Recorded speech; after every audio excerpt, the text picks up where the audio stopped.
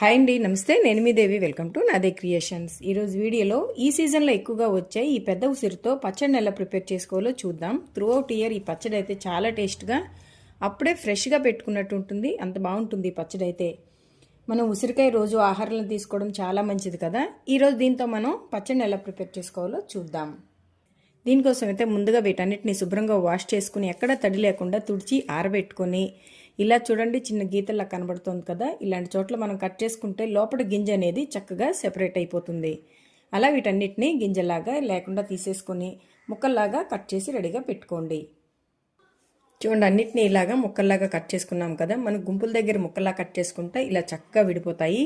ఇప్పుడు ఇలా కట్ చేసుకున్న ముక్కల్లోంచి కొద్దిగా ఒక చిన్న సైజు కప్పు వరకు ముక్కల్ని తీసేసుకొని ఇప్పుడు వీటిని మెత్తగా మిక్సీలో పట్టుకోవాలి. ఇప్పుడు స్టవ్ మీద ఇలా కడాయిని పెట్టుకుని దాంట్లో ఒక కప్పు ఆయిల్ హీట్ అయిన తర్వాత దాంట్లో కొద్దిగా మెంతుల్ని వేసేసి 1 నిమిషం ఫ్రై చేయండి. ఇలా కొద్దిగా ఫ్రై అయిన తర్వాత మనం కట్ చేసుకున్న ఈ ఉసిరికాయ ముక్కల్ని ఇందులో వేసేసుకుందాం. ఒక హాఫ్ కప్ వరకు సాల్ట్, కొద్దిగా పసుపు వేసేసుకొని వీటన్నిటిని ఒకసారి బాగా మిక్స్ చేసుకోండి.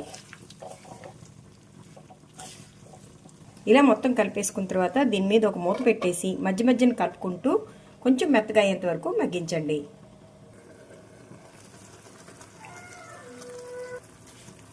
ఈ మనకి కొంచెం మెత్తగా ఉడికాయి కదా. ఇప్పుడు ఇందులో మనం ముందుగా మిక్సీ చేసి పెట్టుకున్న ఈ ఉసిరికాయ మిశ్రమాన్ని వేసేసి ఒకసారి బాగా మిక్స్ చేసేసుకోండి.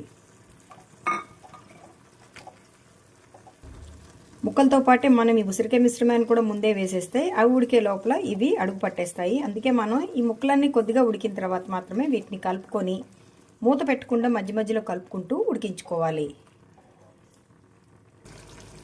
ఇది మనకు చక్కగా ఉడికిపోయిందండి. ముక్క మెత్తగా అయిపోయింది.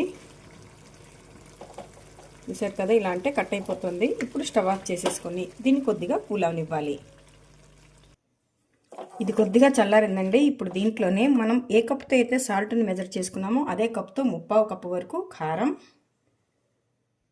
అలాగే ఒక పెద్ద స్పూన్ నిండుగా ఆవాలు, అంటే 1 చెంచా మెంతులు, 2 చెంచాల ఆవాలు కలిపి వేయించి పొడి చేసుకున్న పొడి వేసేసుకుని ఒకసారి బాగా మిక్స్ చేసేయండి.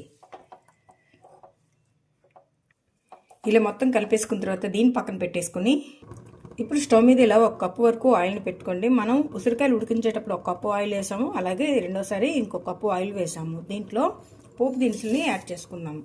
మినపప్పు, ఆవాలు. మనకి నా మినపప్పు ఎర్రగా వేగిపోయింది, అలాగే ఆవాలు చిట్పట్లాడుతున్నాయి కదా. ఇప్పుడు దీంట్లో తుంచి పెట్టుకున్న 2 ఎండుమిర్చి, ఫ్లేవర్ కోసం ఇంగువ వేసేసి స్టవ్ ఆఫ్ చేసేయండి. ఇప్పుడు ఈ పోపు మిశ్రమాన్ని ఇందులో యాడ్ చేసేసుకుందాం. ఇప్పుడు అంతటిని బాగా మిక్స్ చేసేసుకోండి.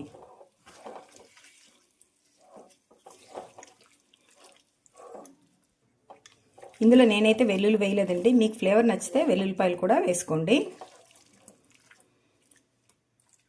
ఇలా మొత్తం కలిపేసుకున్నాం. ఇది కంప్లీట్గా చల్లారిన తర్వాత మనం స్టోర్ చేసుకోవాల్సిన బాక్స్లోకి తీసేసుకుందాం. ఇది మనకు కంప్లీట్గా కూల్ అయిపోయింది. ఇప్పుడు దీన్ని బాటిల్లోకి ట్రాన్స్ఫర్ చేసేసుకుందాం.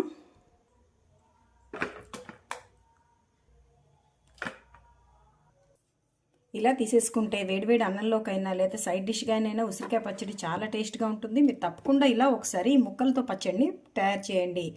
మీ ఫ్యామిలీ మెంబర్స్కి నచ్చిందా లేదా అనేది నా కామెంట్ సెక్షన్లో చేయడం మాత్రం మర్చిపోకండి. మరి ఈ రెసిపీ మీకు నచ్చితే ఒక లైక్ కొట్టండి. మీ ఫ్రెండ్స్ ఈ రెసిపీని షేర్ చేయండి. మరిన్ని టేస్టీ రెసిపీస్ కోసం నాదే క్రియేషన్స్ని సబ్స్క్రైబ్ చేసుకోండి. Thank you for watching.